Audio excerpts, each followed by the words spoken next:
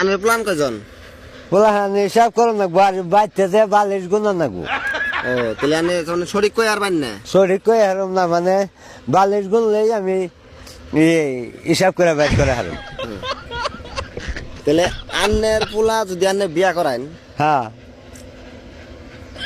ওই পোলার বউ পোলার কি নাকবো? ওটা বউ নাকবো। তাহলে হেই পোলার বউ আন্নের কি নাকবো?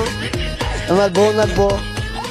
এই যে কথা একটা কইলেন, আন্নের পোলার বউ পোলার যদি বউ নাগে, হ্যাঁ হেই পোলার বউ আন্নের কি হিসাবে বউ নাগে? আন্নের যে নানি ডেলি মারে হ্যাঁ না, আসলে তো আন্নের কোন খাদ্যতার জন্য আন্নের নানি ধরে মারে? আমার ভুলের সীমা নাই, হ্যাঁ আমার ভুলের সীমা নাই।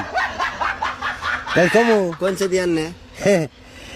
তার মানে ওই যে আমার সদাই ফাতি আনার পয়সা থাকে না, সদাই ফাতি আনবার গেলে পরে ইডা নাহারি উড়া নাহারি না, উড়া নাহারি উড়া নাহারি না, উড়া নাহারি উড়া নাহারি না।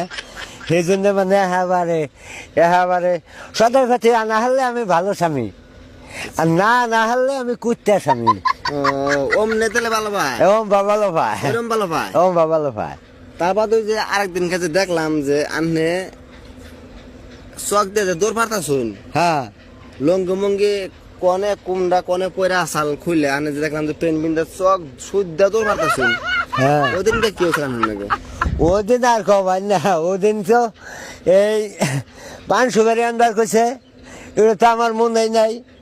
আমি নিয়েছি 1 শালা ধান, ওহন আমার সেই ধান নি দেখে রাগিয়া আমার মারবার নিয়ে গেছে। পান সুপারি আনে নাই, ধান নিয়ে আইছে। পান সুপারি নাই আনলে গোষ্ঠী বাঁচবো।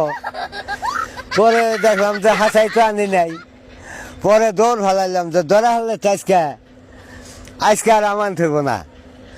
পরে ডরে ভাগ হয়ে গেছিলাম গাহেসম, আর দৌড় পারছি। যদি মানুষের দেখে তাহলে মানুষের তার নাহলে ফিরাইব, এই হিসাবে মানে দৌড় পারছি।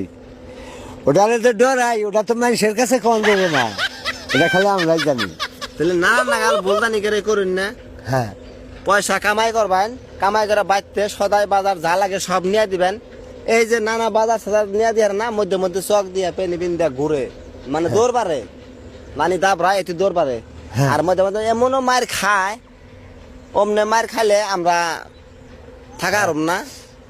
তাহলে ওই কাম যাতে না হয়, সবাই ভালো করে কাম কাজ করে বাইতে ডক মতন বাজার নিবেন, তাইলে বউয়ে কি পরিমাণ যে ভালোবাসবো ওটার আমি কই বেছে না, নাই কই।